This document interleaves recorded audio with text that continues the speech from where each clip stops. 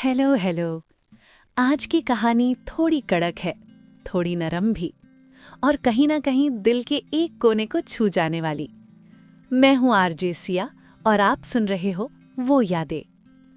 कभी कभी ना, जो सबसे ज्यादा खामोश होता है उसके अंदर सबसे ज्यादा शोर होता है। और जो लोग हमें भाव नहीं देते, शायद वो खुद अपनी जिंदगी से भाग रहे होते हैं। कुछ भी बोल, अपना नया एसीपी है, एकदम कड़क, रागिनी ने हंसी के साथ कहा। कड़क हो या नरम, तुझे तो भाव ही नहीं देने वाला, प्रवीण ने मजाक उड़ाते हुए कहा। देखा नहीं, तेरी तरफ देखे बिना ही निकल गया। रागिनी का चेहरा तुरंत तन गया। अगर इस एसीपी को अपने पीछे लट्टू बनाकर नहीं घुमाया ना, तो मेरा नाम भी रागिनी खन्ना नहीं। ये कहकर गुस्से में वो वहां से चली गई। उसके जाते ही प्रवीण और असलम हंसने लगे, और हंसी के बीच एक सच भी था। रागिनी दिखने में खूबसूरत थी, साथ ही इंटेलिजेंट भी। असलम तो न जाने कितनी बार उसके सामने अपने प्यार का इजहार कर चुका था, लेकिन रागिनी किसी को घास तक नहीं डालती थी। पर आज एसीपी रुद्रा का उसे यूं नजरअंदाज करना कहीं न कहीं चुभा था। रुद्रा, जिसे शायद अब खुद की भी परवाह नहीं थी, वो भला रागिनी के बारे में क्या सोचता। फाइल्स में उलझा रुद्रा इस बात से बिल्कुल अनजान था कि कब ऑफिस छोड़ने का वक्त हो गया। जब बाहर आया तो रात का अंधेरा गहरा चुका था। उसने बाहर खड़े कांस्टेबल को इशारा किया घर तक छोड़ने के लिए। रुद्रा का रौब, उसका सीरियस चेहरा, कांस्टेबल ने पूरे रास्ते चुप रहना ही बेहतर समझा। घर पहुंचकर रुद्रा ने लाइट ऑन की, कुर्सी पर बैठकर थकान उतारने लगा। घड़ी ने रात के 10 बजा दिए थे। तब अचानक महसूस हुआ भूख लगी है, और किचन बिल्कुल खाली। सोच ही रहा था कि दरवाजे पर दस्तक हुई। दरवाजा खोला तो वही कांस्टेबल खड़ा था, हाथ में एक पॉलिथीन लिए। रुद्रा कुछ बोलता उससे पहले ही कांस्टेबल बोल पड़ा।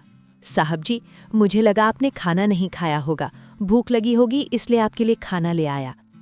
रुद्रा के चेहरे पर हल्की सी मुस्कान आ गई। उसने जेब से पैसे निकालकर आगे बढ़ाए। कांस्टेबल ने तुरंत मना कर दिया।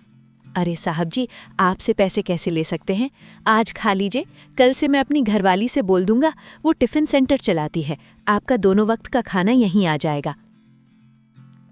सुबह मैं आपको लेने आ जाऊंगा। रुद्रा ने शांत आवाज में कहा। मैं तुम्हें नहीं दे रहा, पर तुम्हारी पत्नी तो ये पैसे रख सकती है ना। पर साहब जी, ये तो बहुत ज्यादा है, कांस्टेबल की आवाज भर आ गई। एडवांस समझ कर रख लो, रुद्रा ने बस इतना कहा। कांस्टेबल उसके चेहरे को देखता रह गया। तो ऐसे क्या देख रहे हो, रुद्रा ने पूछा। साहब जी, 5 साल की नौकरी में मैंने हर बड़े आदमी को गरीब को लूटते ही देखा है। आप पहले इंसान हो जो ऐसा सोच रहे हो, वरना सबको बस फोकट का चाहिए। नाम क्या है तुम्हारा, रुद्रा ने प्यार से पूछा। जी, रामावतार पाटिल। देखो पाटिल, रुद्रा ने धीरे से कहा, मैं सिर्फ अपनी मेहनत का खाता हूँ, न छीन के न एहसान जता के। ये पैसे तुम्हारी मेहनत के हैं, कल से मेरे घर खाना आएगा, बस इतना सा हिसाब है। पाटिल की आंखें भर आईं, हाथ जोड़कर बोला, साहब जी, आपने हमें इस लायक समझा, यही बहुत बड़ी बात है, वरना हम जैसे लोगों से बात करना बड़े अफसर अपमान समझते हैं। अब घर जाओ, रुद्रा ने उसके कंधे पर हाथ रखते हुए कहा। घर वाले इंतजार कर रहे होंगे। पाटिल चला गया। रुद्रा ने खाना खोला। सादा सा था, पर दिल से बना हुआ, और शायद इसीलिए बहुत अच्छा लगा। खाने के बाद रुद्रा ने एक नंबर मिलाया।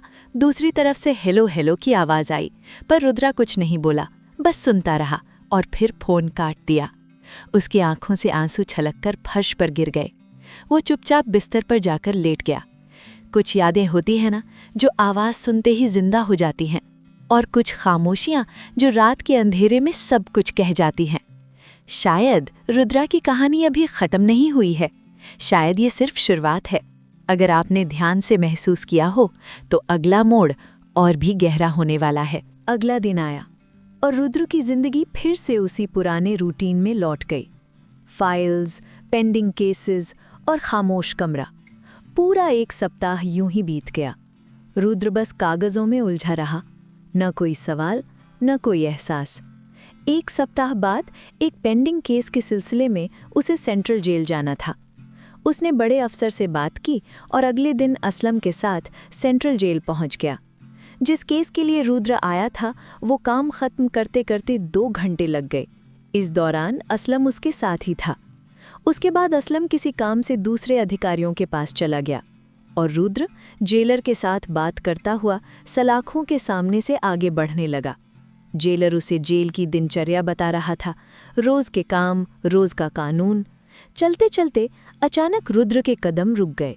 सलाखों के उस पार जमीन पर घुटनों के बल बैठी एक लड़की नमाज अदा कर रही थी।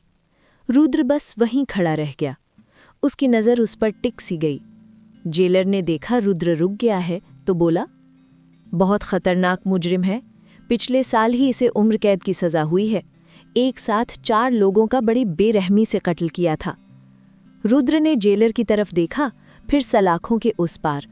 इतने में वो लड़की उठकर सलाखों के पास आई और बहुत तमीज़ से सधी हुई आवाज़ में बोली, क्या हमें थोड़ी और कागज़ मिल सकते हैं? रुद्र ने उसे गौर से देखा। उदास चेहरा, आंखों में खालीपन, उम्र मुश्किल से 22-23 साल। होठों पर पपड़ी जम चुकी थी, चेहरा बिल्कुल मुरझाया हुआ। उसे देखकर लगता था जैसे हंसी से उसका रिश्ता बहुत पहले टूट चुका हो। उसकी आंखों में एक अजीब सा दर्द था जो बिना बोले ही सब कुछ कह रहा था। तभी जेलर ने मजाक उड़ाते हुए कहा, क्यों चाहिए कागज़? सलाखों के पीछे बैठकर अपनी आत्मकथा लिखने का इरादा है क्या? वो अपनी ही बात पर हंस पड़ा, लेकिन लड़की के चेहरे पर कोई भाव नहीं आया। वो बस निस्तेज सी सलाखों को निहार रही थी। तभी रुद्र ने धीरे से कहा, दे दीजिए सर, ज़रूरी नहीं है कि इस सलाखों के पीछे बैठकर सिर्फ आत्मकथा ही लिखी जाए। कई बार लोग अपनी ज़िंदगी का कड़वा सच भी कागज़ों पर उतार देते हैं। रुद्र की बात सुनकर लड़की ने उसकी तरफ देखा। इस बार उसकी आंखों में दर्द के साथ साथ एक बेचैनी भी थी, जैसे उन शब्दों ने उसके अंदर कुछ जगा दिया हो। जेलर वहां से चला गया। अब लड़की अब भी रुद्र को देखे जा रही थी, फिर धीरे से जाने लगी। सुनो, रुद्र की आवाज़ आई। लड़की रुक गई, लेकिन पीठ घुमाए खड़ी रही। कौन हो तुम और इन कागज़ों पर क्या लिखती हो? रुद्र ने पूछा। रुबीना नाम है हमारा और दास्तान लिख रहे हैं अपनी नापाक जिंदगी की। ये कहकर वो वहां से चली गई। रुद्र वहीं खड़ा रह गया। नाम रुबीना और जिंदगी नापाक। सच क्या था और गुनाह क्या? शायद कुछ कहानियां सिर्फ सुनी नहीं जाती, महसूस की जाती हैं, और रुबीना की कहानी अभी बस शुरू हुई है। रुद्रा असलम के साथ वापस पुलिस स्टेशन लौट आया। रूटीन वही था, काम वही, लेकिन दिमाग कहीं और अटका हुआ था। उसकी जहन में बस एक ही नाम घूम रहा था, रुबीना। कितना खूबसूरत नाम है, रुद्रा खुद से ही सोचने लगा। लेकिन ऐसा क्या हुआ जिसने उसकी जिंदगी को इतना बेरंग, इतना नापाक बना दिया? वो अपनी कुर्सी से उठा और रिकॉर्ड रखने वाली अलमारी की तरफ बढ़ गया। घंटों तक फाइल एक उलटता पलटता रहा, जैसे किसी एक सच को ढूंढ रहा हो। आखिरकार अलमारी के एक कोने में वो फाइल मिल ही गई। रुद्रा फाइल उठाकर वापस कुर्सी पर आ बैठा। जैसे ही उसने फाइल खोली, सर, बड़े सर ने इसी वक्त आपको बुलाया है, प्रवीण की आवाज आई। रुद्रा ने बिना पढ़े ही फाइल बंद की और उसे टेबल पर रखकर प्रवीण के साथ कैबिन से बाहर निकल गया। बड़े अफसर ने रुद्रा और उसकी टीम को एक नए केस की जिम्मेदारी सौंप दी। केस था एक गैर जरूरी कामों और अब्यूज ऑफ पावर की शिकायत। रुद्रा फाइल लेकर वापस अपने कैबिन में आया। उसने असलम, प्रवीण और रागिनी को केस हैंडल करने के लिए कहा। सर, इतना बड़ा केस आप हमें दे रहे हो? प्रवीण ने हैरानी से कहा, जबकि इससे आपको डायरेक्ट प्रमोशन मिल सकता है। रुद्रा शांत था। इस वक्त मुझे प्रमोशन की जरूरत नहीं, उसने कहा। मुझे इस शहर के लोगों में पुलिस के लिए सम्मान और विश्वास पैदा करना है। लोग गुनाहगारों से कम पुलिस से ज्यादा डरते हैं। पब्लिक को पुलिस पर यकीन दिलाना जरूरी है। असलम कुछ कहने ही वाला था, फिर रुक गया। पर सर, इतने बड़े आदमी के खिलाफ? कानून की नजर में सब बराबर हैं असलम, रुद्रा ने बात काट दी। मैं चाहता हूं हम चारों मिलकर ये केस सॉल्व करें। मैं सीनियर बनकर नहीं, तुम लोगों का दोस्त बनकर तुम्हारे साथ काम करना चाहता हूं। ये कहकर रुद्रा ने फाइल असलम की तरफ बढ़ा दी। सर, प्रवीण की आवाज भर आई।